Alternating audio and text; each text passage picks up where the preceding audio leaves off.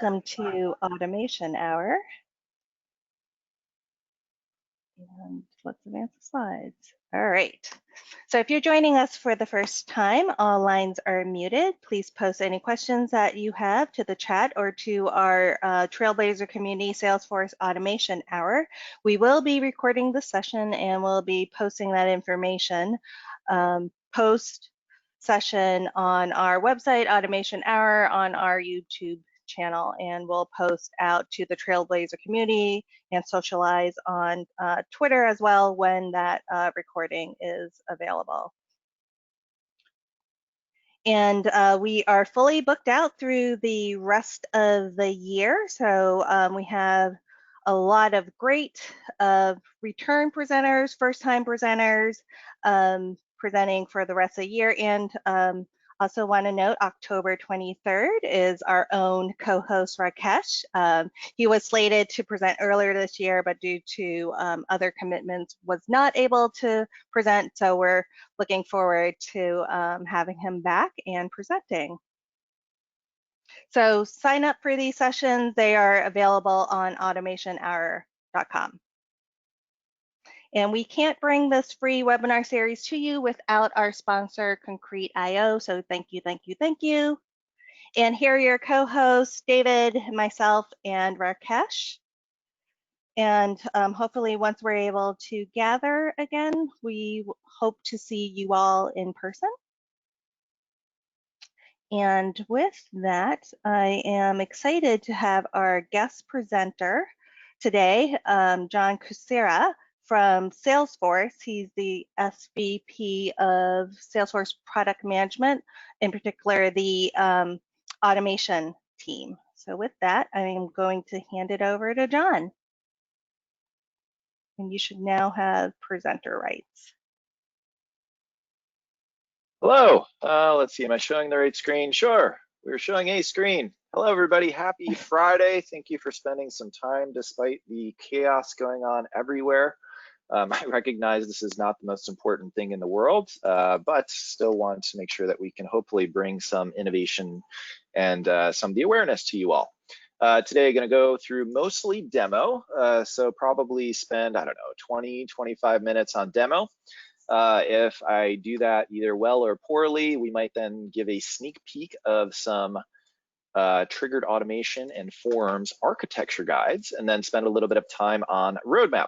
And then, of course, make sure that you can ask all the hard questions, which I'll probably turn over to my team anyways, but feel free to ask anything as we go through it. So, what is it, summer 20? I'm sorry, I get our release names wrong. I think in numbers, not names, but summer 20 is upon us. We have, what, 5 weeks until this is live.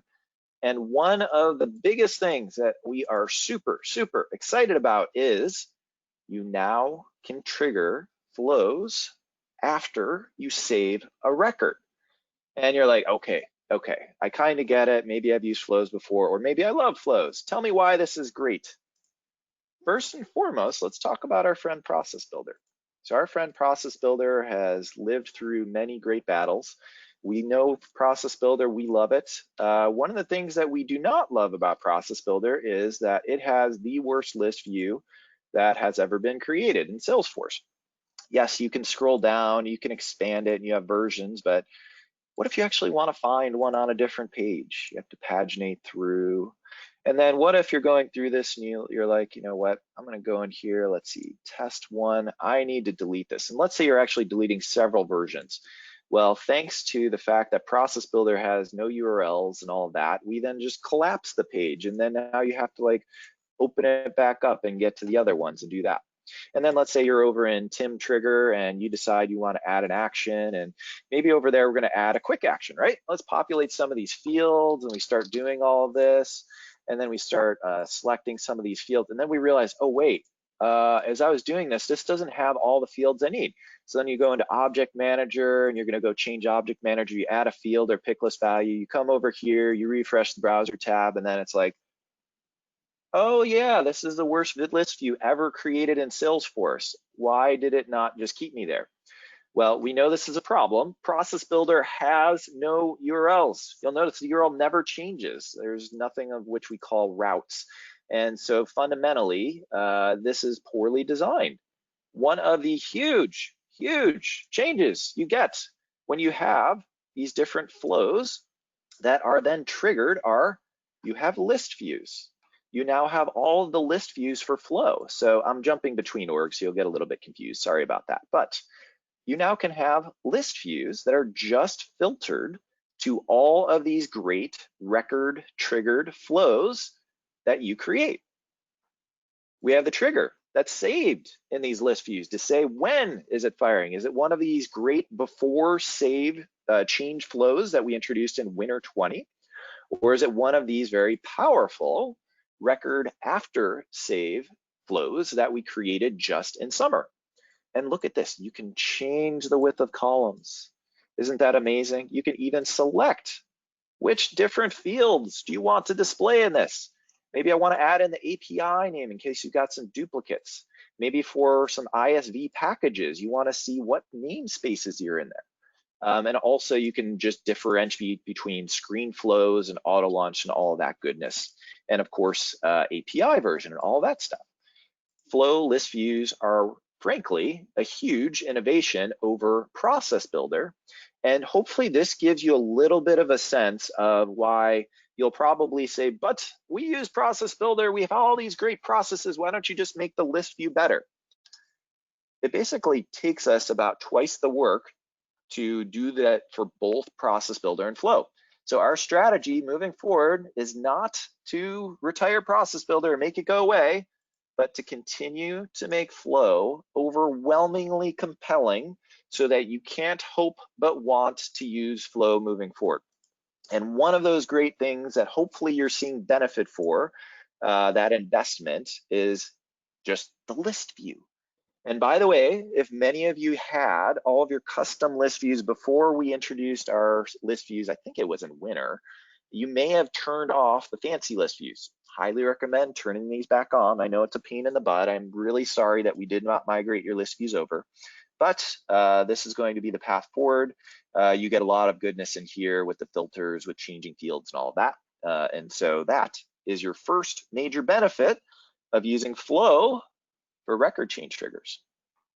All right, so let's go through a couple examples of these. So in this one, this is an example of a case closed flow.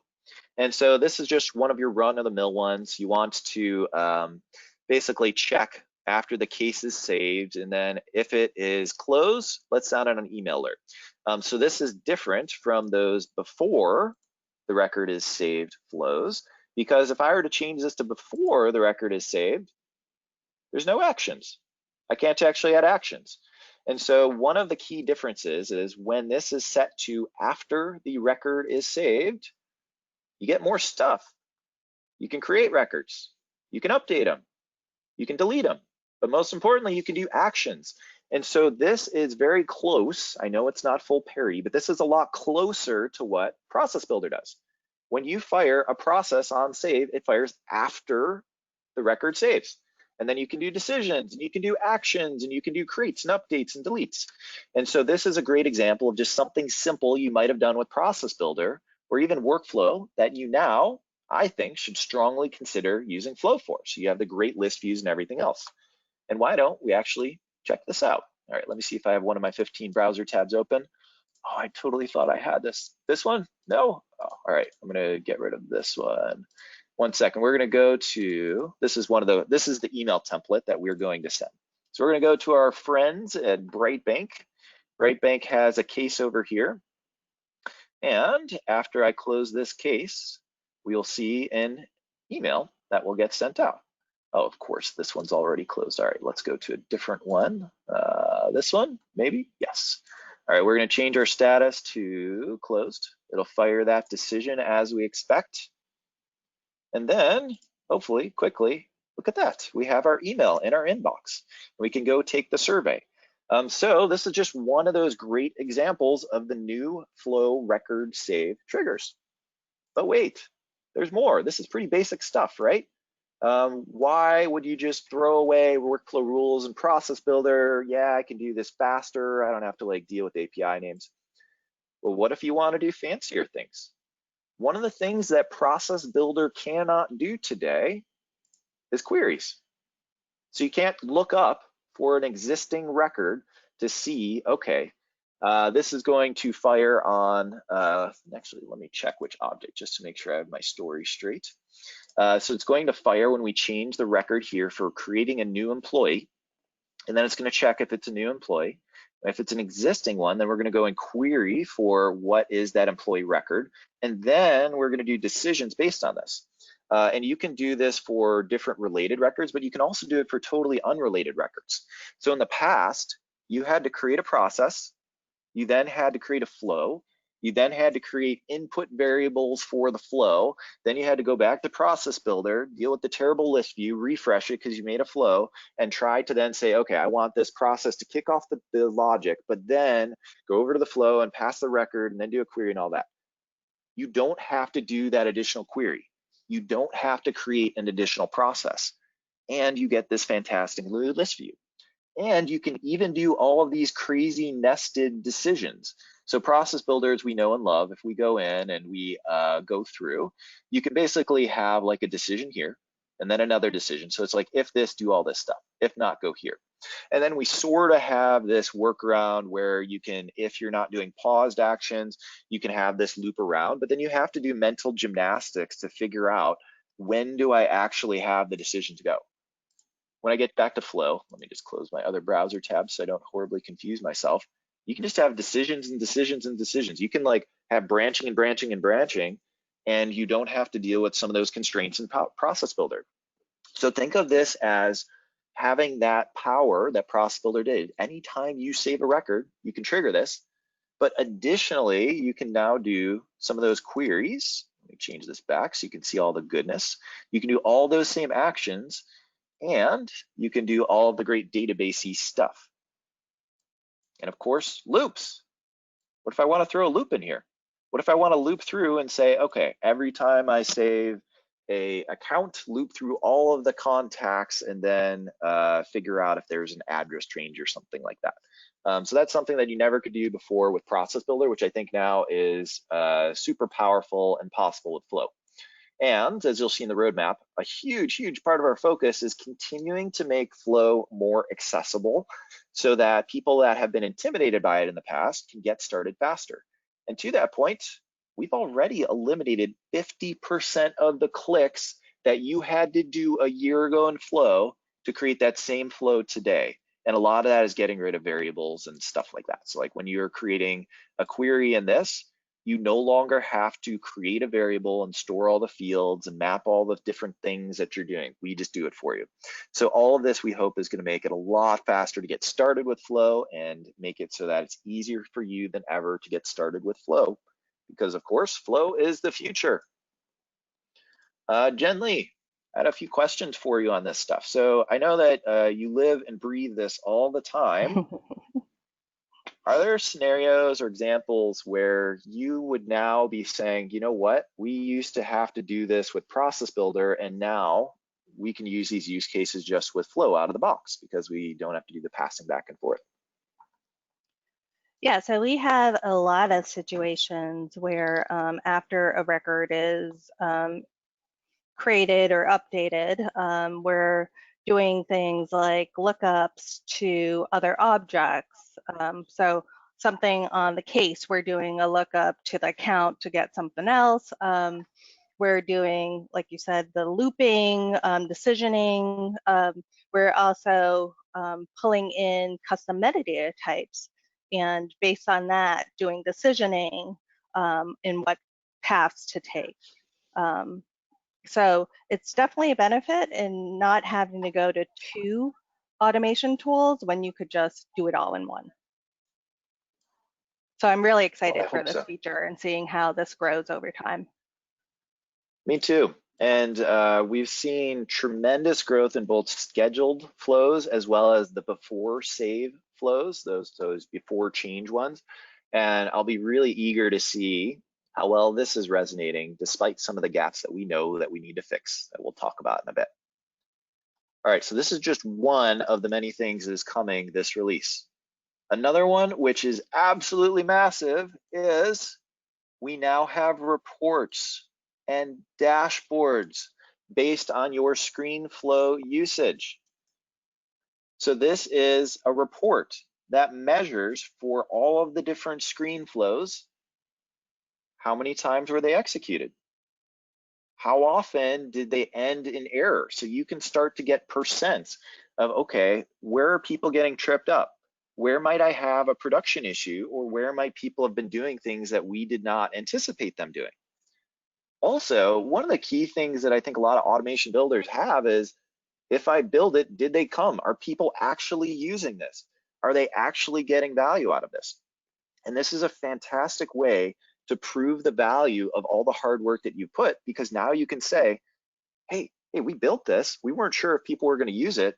They're using the heck out of it. Or, oh, we built this. Maybe it's not getting the adoption we need. Let's dive deeper to figure out why not. And so this is a fantastic way to give you these insights. And so the way that this is working is, not only did the team create a custom report type, they also added a custom report, as long as you're not over your custom report types limit, to your org automatically to get you started. And some of the rich data that you see in here is things like, how long did it take for people to start and stop each of those steps?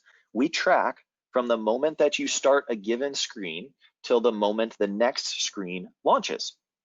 We also track how long did it take from the very start of that interview till the end of it. And we give you all of these rich stats in reports. And so this is huge for all of you that might be building automation, but it's even better for your business partners who then might need this data. Let's say that you're working with some folks in service and they want to see, how long are people doing for this type of case resolution issue? If you've got a flow associated with that, you now can give them actual minutes that people spend in these forms to give them a sense of how optimized that process is. And that helps you make evidence-based decisions on where to focus next and how you can better meet the needs of your customers. And what you can help them do is just add them via subscription. So this is automatically emailed out to them on a schedule. You can do this daily if you're super aggressive, or you can do weekly or monthly. And you can edit the recipients just using standard report subscriptions. You can add the different people that should be getting this out of the box. And then you also can add other conditions that say when to send this out, in case you're worried about only sending it when it's meaningfully different.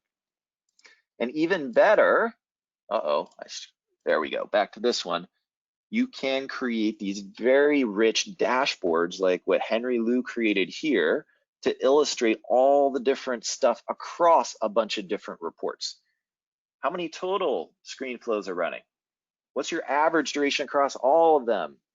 What are the different types of ones which have errors and completed, and even the ones that are running in progress right now? You can have focus reports just for a single process. You can stack rank them by how long they're taking. You can even have this very rich highlighting like what Henry's created here for, I believe, each of the different steps. And so this is not just at the interview, so the screen flow itself, but for each step, we log this, and this is available to you in those standard reports that are now there out of the box without you having to do work and all of that. You can even do all the trending. All right, so let's see one of these in action. So I'm gonna try to find one we have not clicked on in a very long time. Let's see if I have quick account. So this is a flow that's just launched from the utility bar, and it just creates a new, let's call it test account.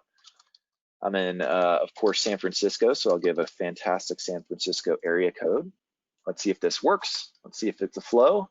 If this worked well, I think even though this was an error, this should show up. And there we go.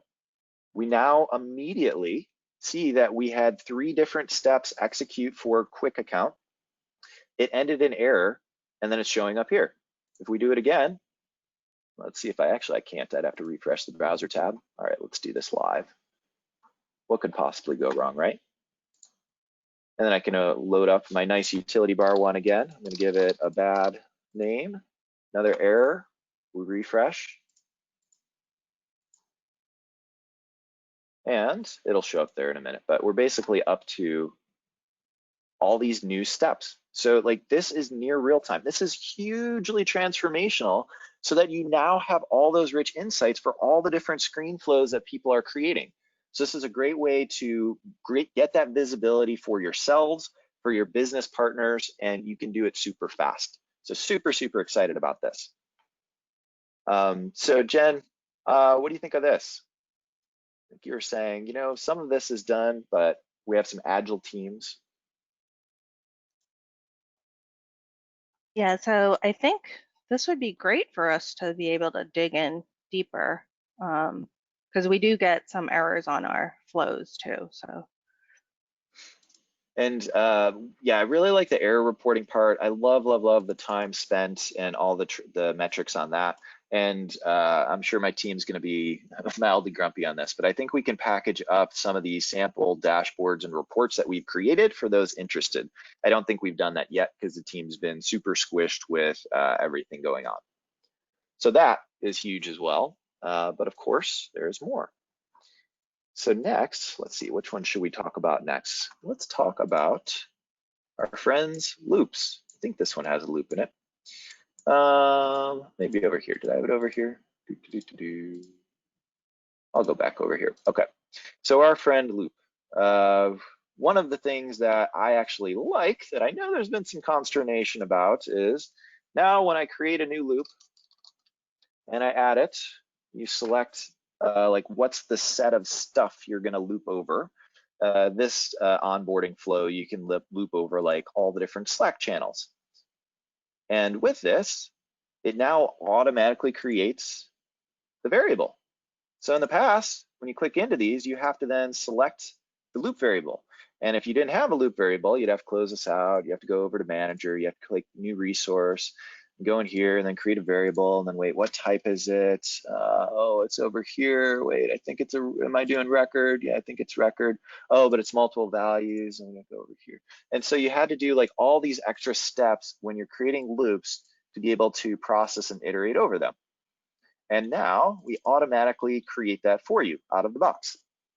And of course, just as loops work in the past, you can go first, last, but this is one of those great simplification examples where we're trying to make it faster and easier for folks that are either nervous about flow or haven't used it before to get started fast. You now no longer have like two different things to worry about, like the loop variable and the collection variable. Now you just put in the list of stuff that you want to loop over and Flow figures it out for you. And so this not only saves you time creating it, but it hopefully makes it faster to learn and get started with.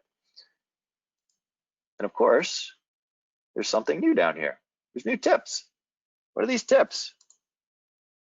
So now, because we have guardrails baked right in, we can help warn you when there's silly things in the flow that you might not have seen otherwise. And this is real time. If I then go in here and say, okay, I'm going to add this to the end of our flow, and maybe I will then, I don't know, let's do something silly, like go back over here.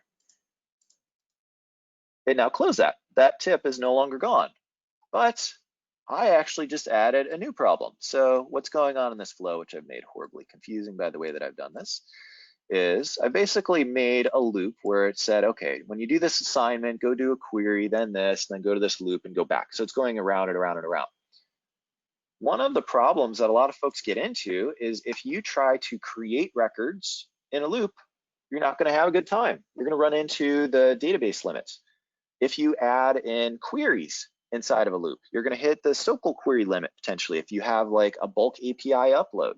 And so we've added this real-time alert to say, hey, you probably don't want to do that.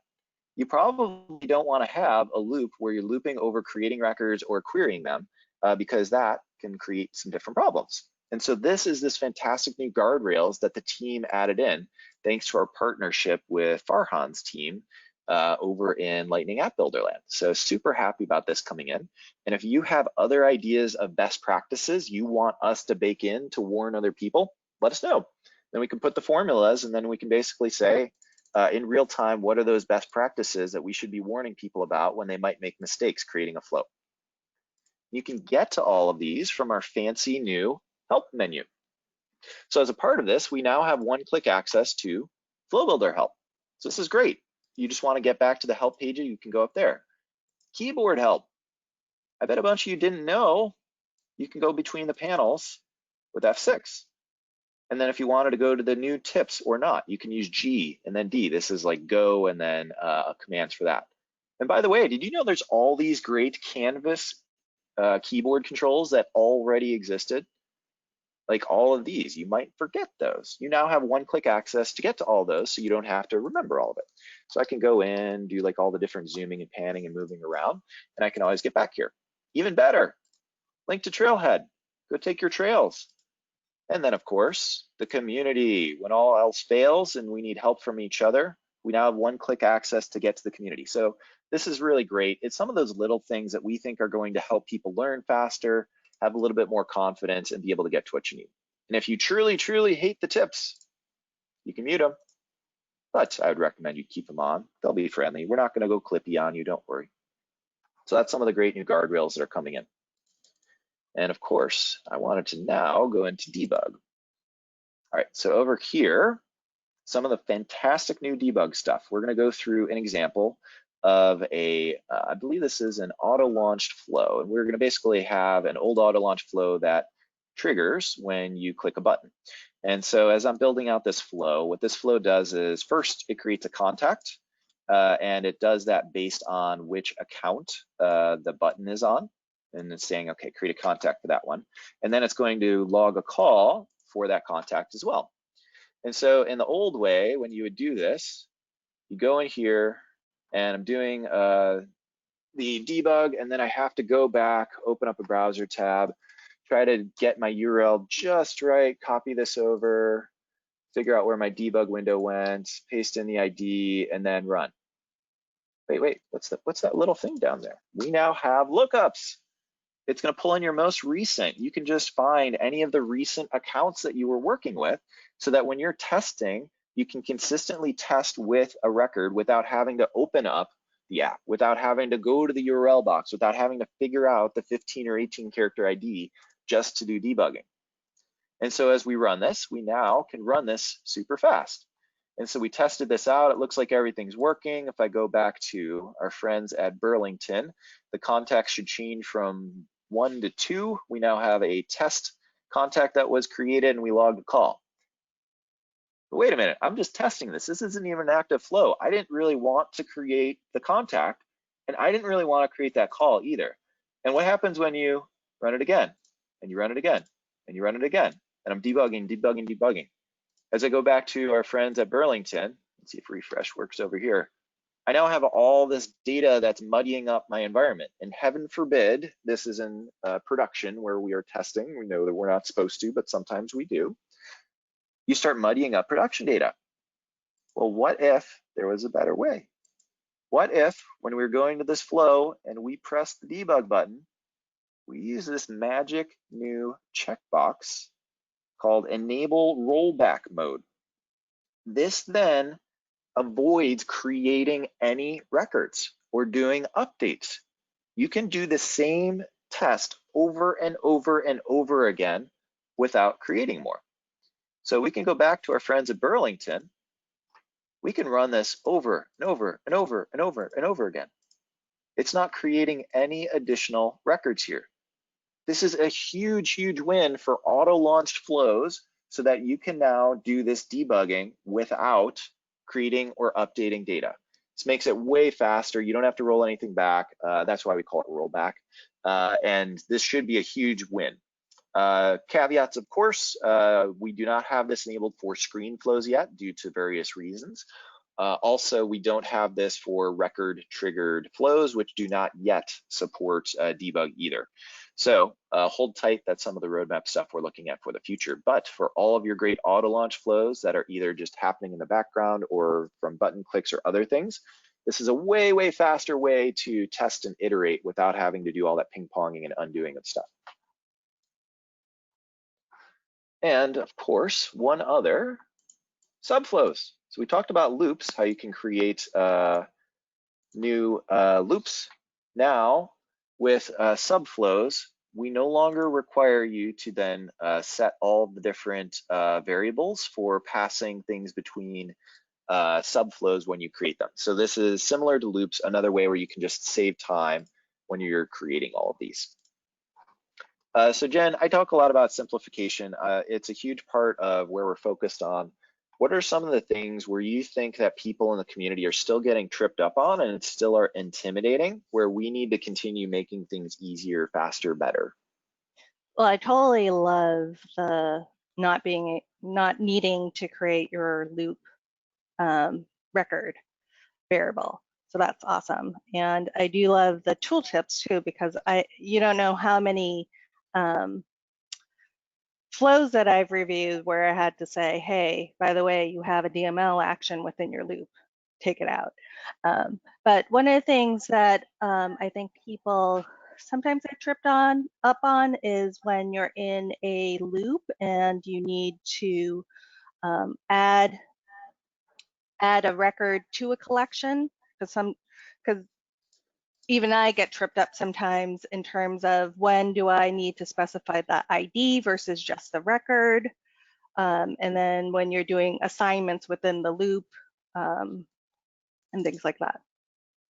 Yeah. Yeah, it sounds like there's a bunch more that we can do to make loops easier. And some of the other things, there's many more. Would love feedback from the community on hey, I just started using Flow. I got tripped up on this. We really, really, really want to make Flow more accessible for many, many more people through many use cases. And we realize that in the past, it's been pretty intimidating. If you're intimidated in the past, one, give it another look. We think that it's way easier now, but we know that there's still a long way to go. And we'd love your feedback to help guide how we prioritize in the future too. All right, we're going to talk a couple more things, and then I'm going to go and try to get more feedback from you all and questions on an architecture guide. All right, so some other quality of life things. I don't actually have this set up. Let me see if I can do this quickly. I'm going to close some of these tabs. Yes, I know we're going to leave all our great changes behind. When you embed a flow in a Lightning page, let's see if we can do this on the fly. In the past, you always had to create this text variable for record ID. And then when you add the flow into the page, then you have to say, okay, yes, include the record ID for this. And now we just have a checkbox so that we can automatically pass the, in this case, the case record into a different variable you might already have. And so this can be a really fast way to save time so that you don't have to create a bunch of new variables after the fact or make it so that you have to create this artificial record ID variable when you want to name it something else. And I believe it may even save you queries, though my team will keep me honest on whether I'm making that up too. So this is one of those nice quality of life things when you are adding a flow into a Lightning page or adding it to an action so that you no longer have to create the text record ID, which is great. Another thing, let's see if I have another screen flow live. Let's see, this one might not show it. Maybe it will. So in the past, if you clicked previous and then clicked next, we basically would reset, I believe, the values that were used. I'm probably getting this wrong because I don't have my steps to reproduce in front of me, but the team found, through of course your feedback, that next and previous did not work the way that you'd expect when defining the inputs for, I think it was screen 2. So I think it's like if I select Ohana, I go back to this, I change this value. You want this page to recalculate so that it can take into account the change that I made on screen 1. And that was not the case, where now in summer 20, it is. So put another way, Flow now works the way that you'd expect. If you know this problem, you'll be rejoicing. For everybody else, hopefully this is a problem avoided that you'll never have to know was a problem in the past. And then I want to make sure I get at least an alert if you have Flow in communities. Things are changing in summer. If you haven't seen the different communities alerts, the basic rules are that now in communities, if you embed a screen flow, and this is available when you are not authenticated, the rules have changed in summer 20. Specifically, the community's guest user no longer has access to records right after they create them. Let me see if I have my other flow here.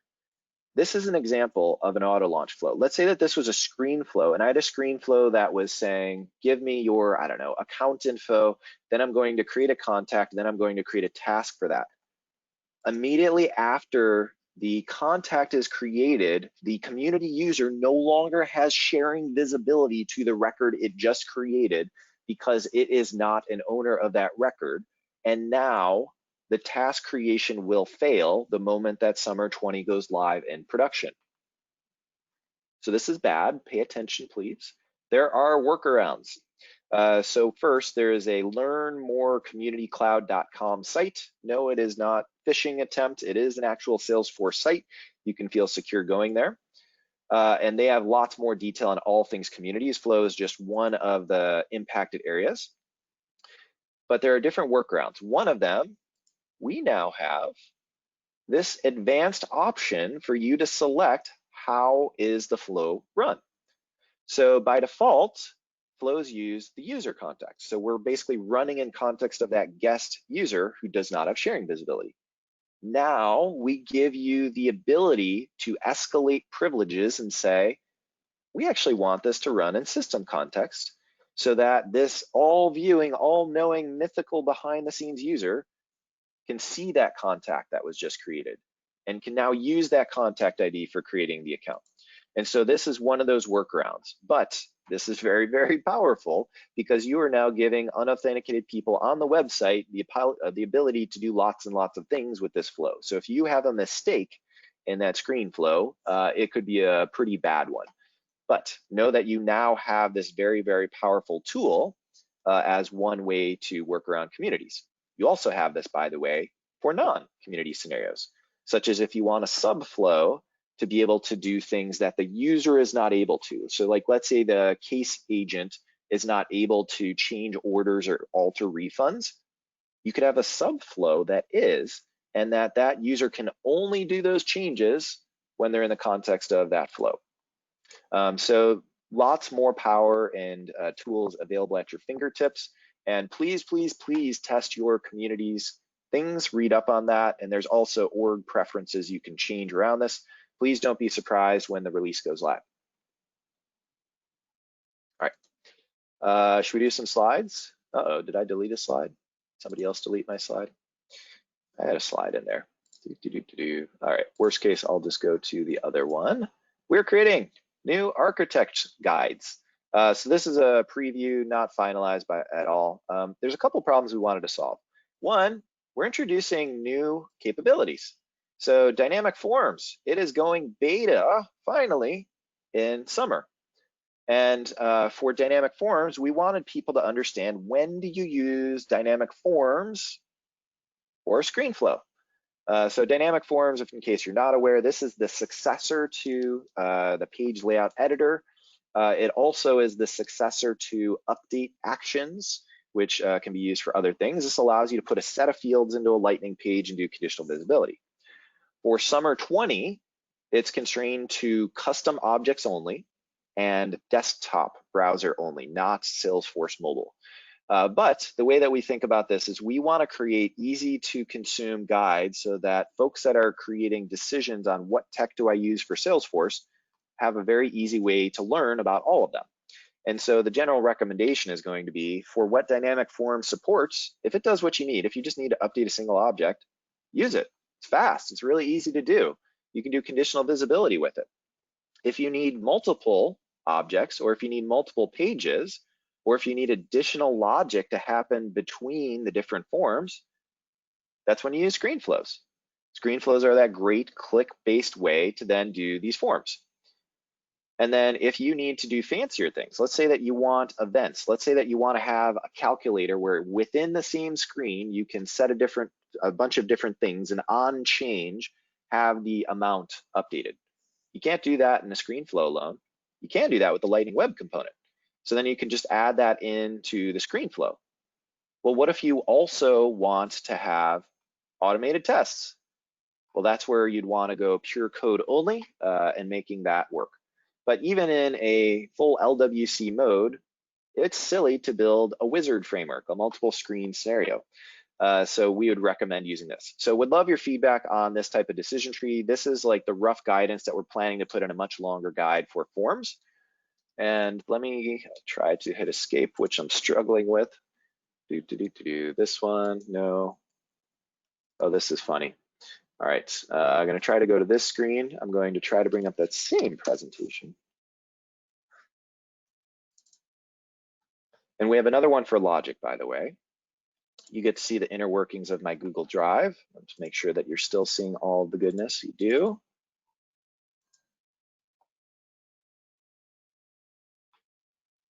All right, so my logic one isn't there, but we'll probably post it later. Let's pivot to roadmap. All right, so what's coming? And I'll do this quicker so that we can have more time for Q&A. Sections and columns. We'll probably call this something else like advanced layouts for screens, but wouldn't it be great if you could have one set of fields in the screen next to a separate set of fields? Wouldn't it be great if you had one component side by side with another? Wouldn't it be great if you can show and hide these dynamically with just a few formulas instead of every single component? That is what we'll be delivering in winter 21, I believe we'll call it, for this. And then a very, very long-term idea exchange. Wouldn't it be great to trigger processes or flows before you delete? So given we're investing in flow as the future, this will only be in flow. Feel free to send pitchforks my way, but this will give you all that great list view stuff and other capabilities of flow triggering before delete.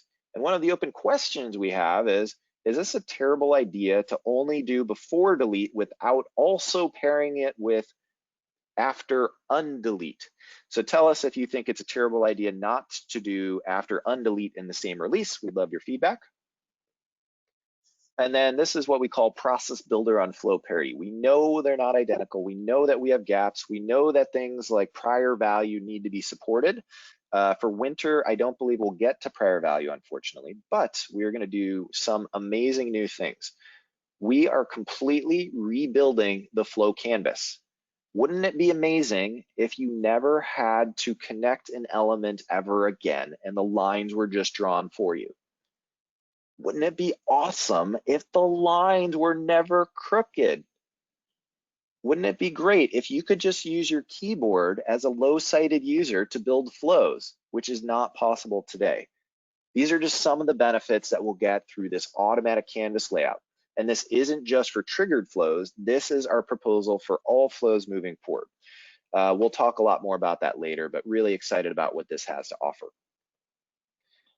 For the logic and criteria for Process Builder, one of the big things is we want to make sure that if you have criteria which is newly true, you can then do decisions, which we know is a gap right now. So this is definitely going to be supported in decisions.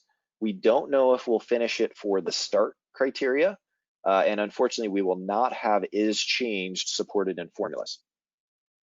And then something we call pills. This is making it easier to read what you already add, so that instead of like, I don't know, what brace, exclamation point, whatever, we'll just show like account contact, like using the label. So this should make it way more easy to read what other people or you have already built in Flow, making it more accessible. Ors, what if you want to do condition 1 and condition 2 or condition 3? That will be supported. Super excited about that. And then we're going to version the engine, also known as the runtime. So this will be helpful mostly for partners that want to avoid a bunch of crux. The big benefit for all of you is we will slow down drastically the rate of flow crux, critical updates, so that you won't have this like proverbial gun to your head to figure out that in a couple months you have to test all of your flows again. You will have a way so that flows can stay on one version so that breaking changes can be tested by you on your pace. No, this is not metadata version, which I know we've had some threads in the communities on. It is not API version, but it is like effectively the logic, the engine version. And then future, we have a bunch of things which are really big and will take us multiple releases. A huge one, we want to make it so that you can add Salesforce fields directly to screens instead of doing a get records, then adding a base component, then recreating the label, then assigning it to the get records field name, then setting the help text, then setting the default, then doing an assignment, then doing the update. We want to make this almost as easy as dynamic forms and page layout editor is today. So hugely excited about this. We are planning to rewrite our screen components from their currently mostly Aura to Lightning Web components, and we'll be making them more mobile friendly and better styled. Tim is working on a brand new debugger, which will have a bunch of benefits that we'll talk about in the future. And then we have a big investment for process builder parity for a lot of those other gaps. We will not get to full gaps, but this is the plan in that future. CPU and then external services. Some of these might get pulled into the previous release, but I'm being conservative here. We want to make it so that integration for any web service can be done up to 2 megabytes, which is basically the biggest descriptions out there. So you can integrate to Google Drive, you can integrate to Workday and tons of other web services out there without writing code. All right, so I've talked a lot. Should we go to questions? What do you think, Jen? Sure. All right, I promised my friend Jody, who is in Australia and can't attend live, to ask this question on her behalf. So Sure. her question is, why is there no lookup to the parent objects in before and after save flows? It seems weird to have to do a get records when it's available in regular flows. Agreed. I think we call this traversals internally. Like it makes a lot of sense to avoid that query. It's one of those that we know that we need to do that we have not yet done. We wanted to deliver triggers faster so that we could get all the great feedback from you all and get basically just get the value in your hands before it's perfect. And we know that it's far from perfect, and we know that there's a lot that we need to do, but our commitment is to continue to invest in those. If you ever think we aren't aware of a given gap, absolutely tell us and make sure that you make us aware of the impact that gap has. And in terms of telling you, what's the best place for the community to provide feedback? Yeah, community group is a really good one. Okay, so any It's of public, the monitor. community groups? Oh, sorry, I forget we have multiple. Lightning flow discussions let me go is back one. to see if I can exit this. I don't know why I'm not able to. Oh, there we go. Okay, finally. The one that is linked to from Flow Builder. I want to make sure I get the name 100% right. Salesforce Automation. This group. This is the one that we monitor the most closely, that effectively is, quote, the group. Okay, awesome. And one thing I forgot to note in that question to me about enhancements is formulas. When are you going to address formulas being backwards from how it is everywhere else in Salesforce? For like validation, for like flow validations, screen validations. It has to be written backwards for it to work in Flow. Yeah, and I apologize. I haven't spent a ton of time on validation rules and formulas. My boss always likes to joke that Salesforce has validation rules backwards because I think we don't tell you when it's correct, but rather when it errs, but rather he thinks it's backwards from the rest of the world, which I think I agree with, but I don't have deeply internalized. And I think you're saying Flow further has it in a different backwards way, which is confusing. I don't know. I'll get back to the team on that. I don't, like, just off the cuff, I'd be surprised if we make like an inverse change like that, because it would probably break everything. But let me get back to the team and we can have a discussion, say, in the community. Okay, great. All right, we have a question from Sarah. Hey, Sarah. It is agreed best practice to only have one process builder process per object. Is that still true for after save flows? I mean, the short answer is it would be nice. We have not yet given you the tools to allow you to do that. Let me see if I still have one of these up here. I might not. So what I mean by that is there's no subflows. So you could choose to make just one massive flow with all the decisions and doing all that stuff. But to keep your sanity, you would need Subflows to, like, I don't know, auto launch flows to do that. And we unfortunately have not given you that power yet. And we did that because we don't support pause, auto launch does, and we didn't spend the time to do the filtering on the validation. So yes, that is the best practice. Yes, we're aware that we don't allow you to do that type of best practice, which is unfortunate. We are talking about it. We've even talked about, should we create a feature itself just for ordering automation in the save order, but we haven't prioritized it, and I don't know that we will in the next year. So Subflows will probably do, and that'll probably be our recommendation. Yes, create one of them, and then, I don't know, do all the criteria in one and Subflows for the actions or something like that, or some other pattern that we find is best. All right. Next question is from Daniel. I'm an ISV partner, and one of my biggest challenges we have faced is figuring out who is consuming CPU time, especially automation consumption that is being credited to Apex code. The new flow limit usage feature is potentially very exciting. However, in my early testing, it's not accurate, does not reflect actual CPU time consumed by the flow. Incorrect information could be even worse with no information. He has a case open. Would love to get more insight. Maybe we could follow up on this offline in the community and get more I information on that. want to at least address part of it. Okay. So this is part of what I have as more granular CPU tracking. So first, apologies, Daniel. Like, I completely agree. I think Salesforce has let you down on this. The problem is, in case folks aren't aware, there's a stated limit of 10 seconds from the time that somebody clicks save to when everything has to be done or everything fails. And that means all the workflow rules, all the processes, all the flows, all the Apex triggers, and any API calls and things that they're doing that are synchronous. The actual limit, by the way, is a little bit higher, but we stated at 10. And then the problem is that we don't show you how much flow actually uses or how much process builder actually uses. So the last thing that executes gets the blame. And so customers, if it's an Apex trigger that's firing later, get the blame with Apex, and then it goes to the ISV, and the ISV has to take the heat when they're like, no, this is, sorry, customer, you had an inefficient process, or you had an inefficient flow or something like that. We definitely want to expose more details. And then you're also alluding to, this isn't always accurate, which frankly is concerning. We are aware of that. We're spending a lot of calories on that accuracy problem. One of the challenges is that in measuring more accurately, it actually adds some amount of performance usage, so CPU usage, to actually do the logging and measuring. And we want to make sure we get that balance perfectly right so that the addition of the new logging doesn't cause flows that weren't failing or processes that weren't failing to start failing. So it's a tricky balance. My apologies for the situation. I know it's bad, and we are working on it.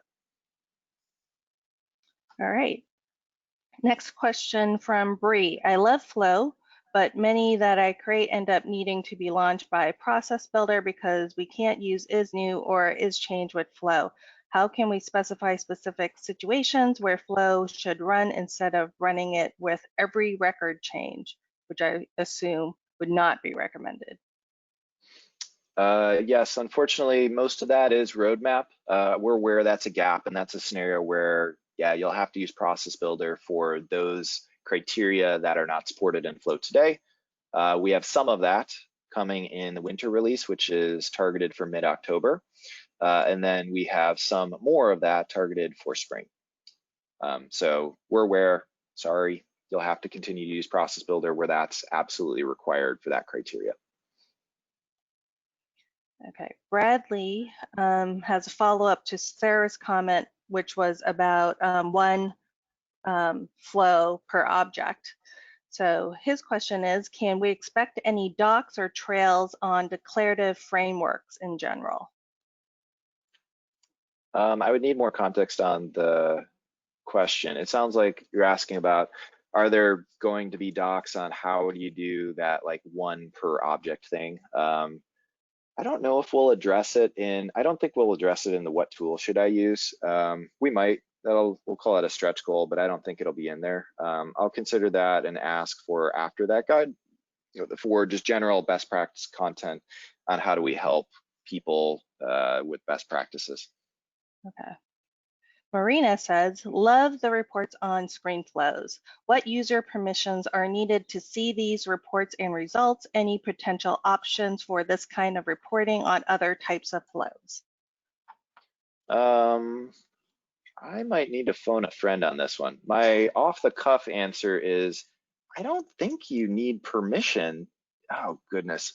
No, there is. I'm sorry, I forget. Oh, what is it? It's if, yeah, I'm sorry, I'll need to follow up. Can you post in the community, please? That'll be the best way to make sure that I follow up.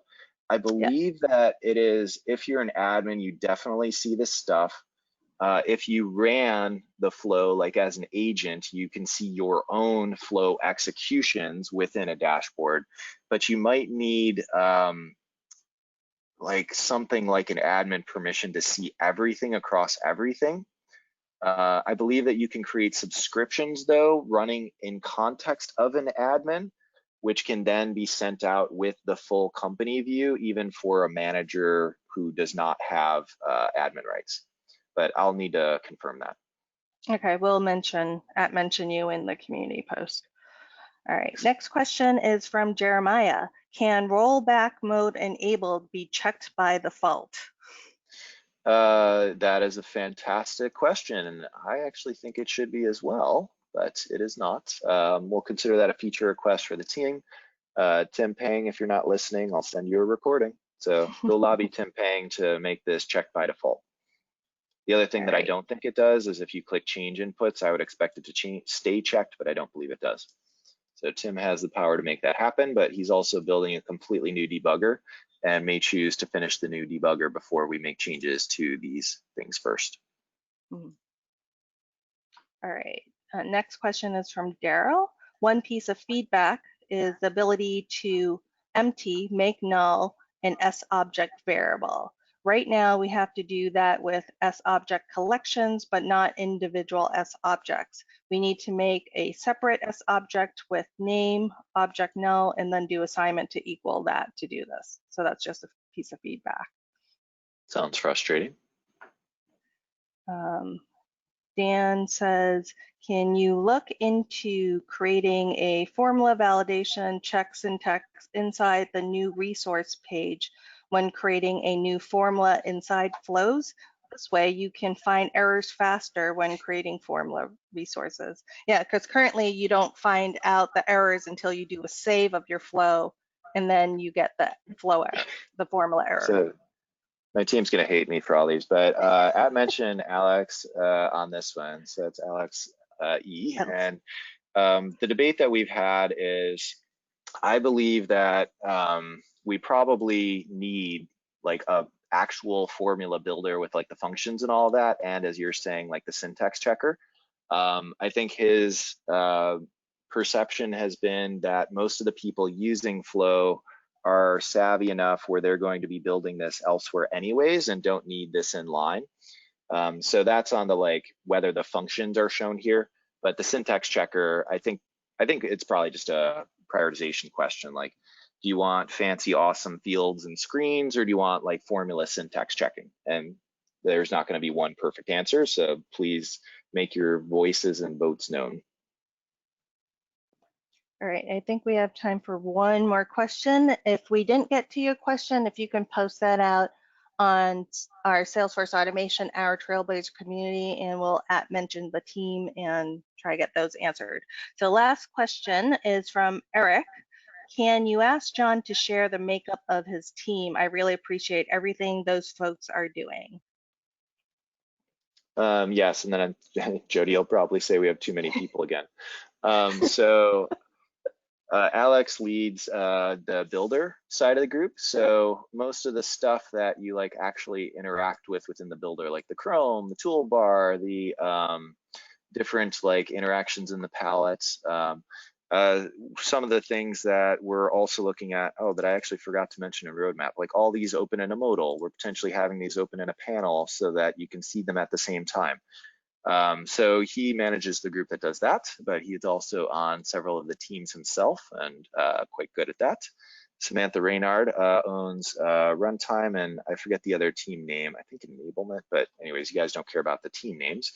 And sorry, Sam, if I got your teams wrong too. A lot of what she's spending time on is when you are embedding a flow, like what those components are like, and refactor there. But there's some ebb and flow between that group over there.